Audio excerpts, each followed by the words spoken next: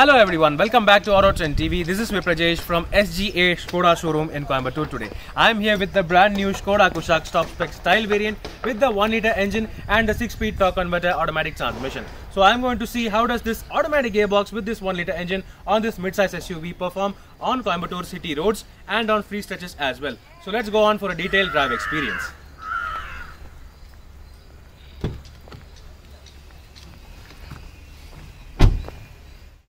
Before we get into the review, don't forget to like and share our videos and make sure to subscribe and don't forget to press the bell icon for timely updates and notifications on our every video upload. Yes friends, right now I'm inside the brand new Skoda Kushaq top spec automatic 1-litre variant and this is the style variant. So this has all the features you need including ventilated seats.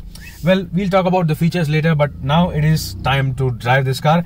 This is the same 1-litre TSI engine seen on the Volkswagen Vento and it is also mated to the same 6-speed torque converter automatic gearbox. So this is going to be a very interesting drive experience while also being incredibly smooth. We have already driven the Volkswagen Taygun, so I am expecting a bit more than that in terms of automatic and response. So let's start the engine. Yeah, the engine note, the smoothness, the refinement is exactly the same. So let's start driving now. Starting it into drive and yeah.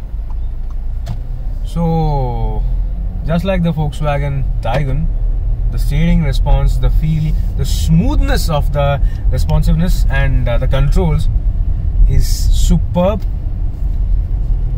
and the engine response is also great.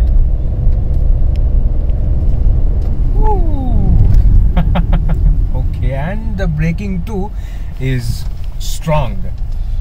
Well, both cars are almost identical mechanically. So the main differences between both these cars, the Taygun and the Kushaq, is that the cosmetics, the appeal, the design, the looks and all those things, and yes, the comfort also. Well, talking about comfort, these seats are superbly comfortable. This being the top spec variant, it also gets ventilated seats with artificial leather upholstery. So it's a superb feature, especially it is going to be very helpful in hot climates. Wow, the seat. Okay, that is that chill riding your spine when you turn on the ventilated seats. That is a nice feel.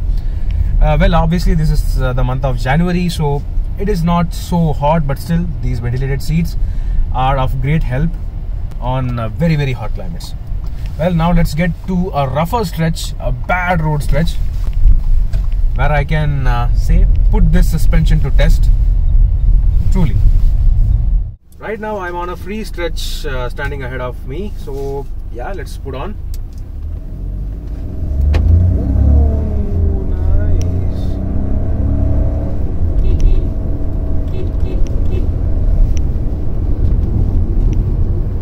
Ooh, nice. That was truly awesome. And the engine response was mad. It was crazy. It never did feel like a 1-litre engine. It has 115 horsepower, 115 PS of power and 178 Newton meters of maximum torque, and that is what kicked in. Honestly, this engine is a gem. It is truly a gem, and this gearbox is also awesome. I have another stretch ahead of me, so let's try moderate speed this time. And using the paddle shifters, well, this car obviously has paddle shifters. You can see them behind the steering wheel. So using the paddle shifters is so relaxing. Woo, okay. Well, the paddle shifters also respond almost instantaneously, so that is also great. Well, this is what an enthusiast's mid-size SUV should feel like. I'm glad they brought in paddle shifters for a torque converter unit. Nice.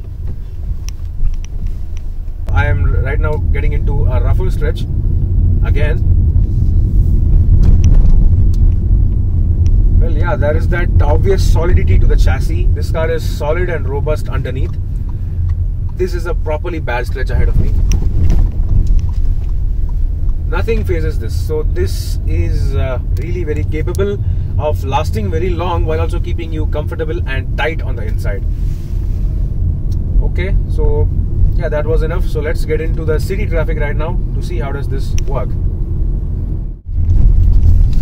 While this road is bad, I can also explore the multiple features in this car while I am driving relaxed. Obviously this car is the top spec variant, so it gets cruise control. Apart from that, this car gets automatic LED headlamps, so that is also superb. And well, obviously this is the large 10-inch touchscreen system, which also provides connected car features and integrated apps as well.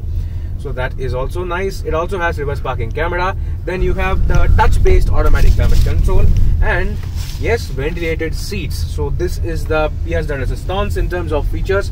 So this also helps dividends in terms of additional comfort, and that is also great. Big potholes, bad rutted roads, bad stretches, mud, sand, whatever, there is no problem at all. The suspension works so silent, it is smooth, the engine is responsive, and well, you have all the positives in this car. Now yes, that is the main road over there. So let's see how does this vehicle, how does this engine cope up with the day-to-day daily rush hour traffic. This is not exactly rush hour, and that is why I came to the main road at this time, and I would like to get a feel of how does this car feel on a day-to-day daily driving basis, where most people will be driving like this. Yeah, closing gaps is effortless. The steering is superbly responsive. There is good amount of feel feedback, and the steering is also, you can feel that literally. There is so much precision and directness to the steering feel.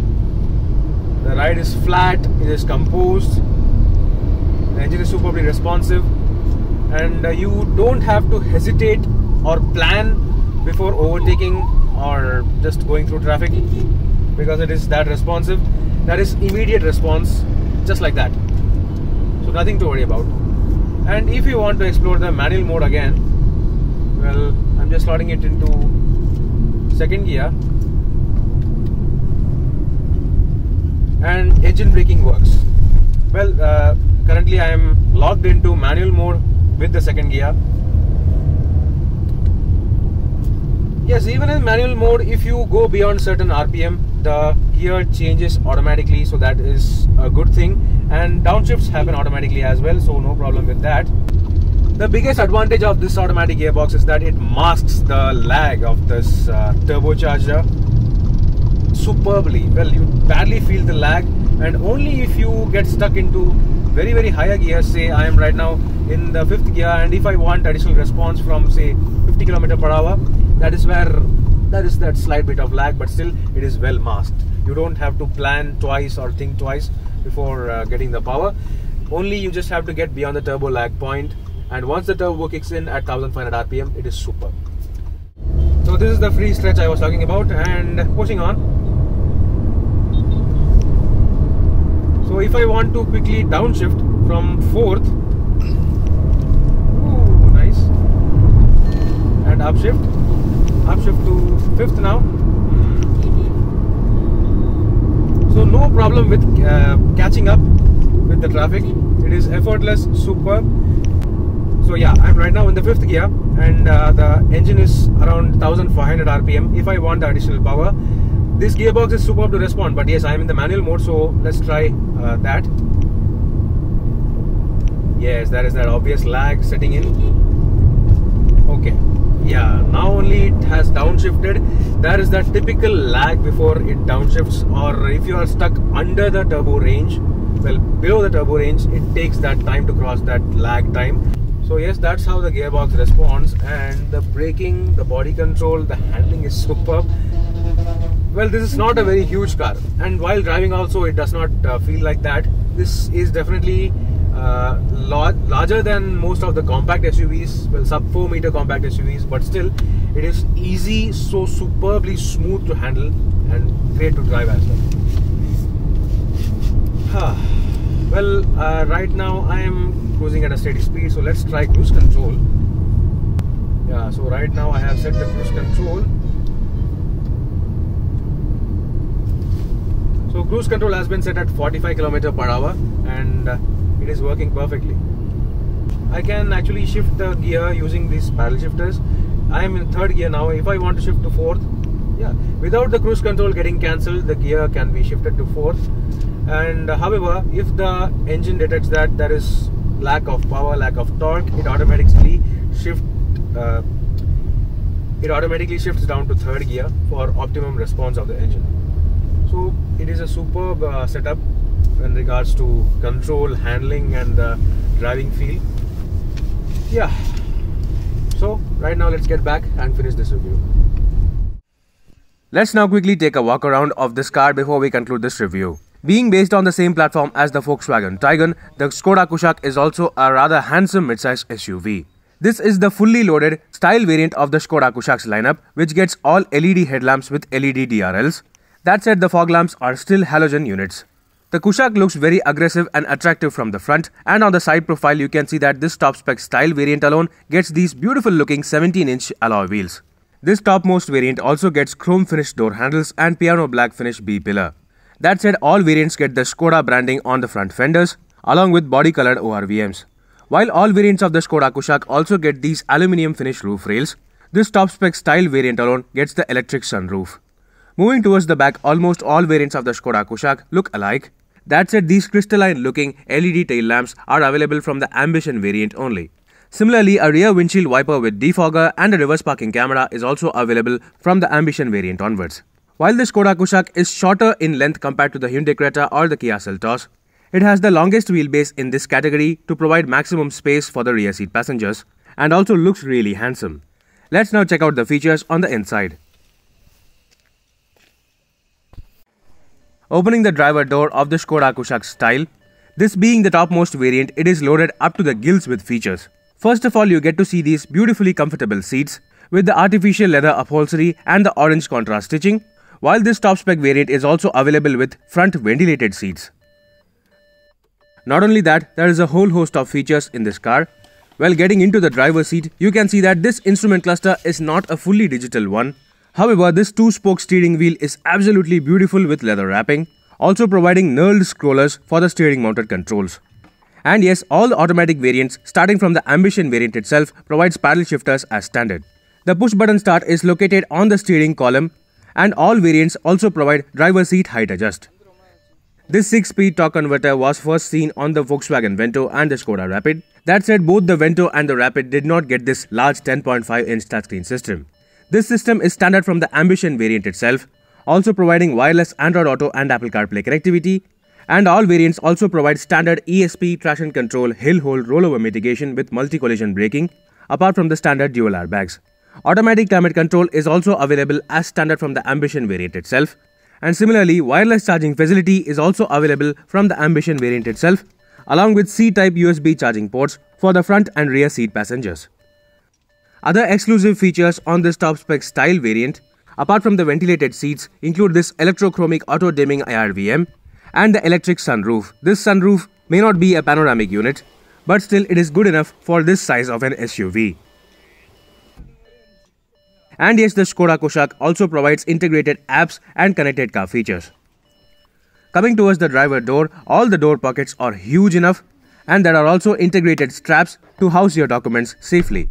All variants come as standard with all 4 power windows and electronically adjustable ORVMs. However, electronic folding function is available from the Ambition variant onwards. Apart from all the features, special mention has to be made on the design of the dashboard with the multiple layered theme and the chrome detailing. The glove box is of a decent size and also provides cooling function as standard from the Ambition variant. So overall, the Skoda Kushaq's cabin is a comfortable one. Let's now check out the back seats. Apart from the legroom and the comfort, the highlight of the rear seats of the Skoda Kushaq is that all variants provide 3 individual adjustable headrests as standard, along with 3 individual 3-point seat belts. The center armrest though is available from the Ambition variant only, and this artificial leather upholstery is exclusive only for the style variant. The overall space, comfort and support of the rear seats is excellent, and all variants come as standard with rear AC vents as well. This is the view of the dashboard from the rear seats of the Skoda Kushaq. Despite not having any soft touch materials on the inside, this is a beautifully designed high quality cabin with great comfort. And yes, all variants also come as standard with ISOFIX child seat mounts. Let's now conclude this review. The Škoda Kushaq and the Volkswagen Tiguan are almost similar in most aspects, especially mechanically and in terms of size and features as well. These automatic versions are also incredibly fun to drive as well, and as a matter of fact, the Škoda Kushaq top spec automatic variants are also slightly more affordable compared to the Volkswagen Tiguans. So do let me know in the comment section below what do you think about the Škoda Kushaq's 1-litre automatic variants. Meanwhile, this is Viprajesh signing off. See you on another video. Thank you for watching.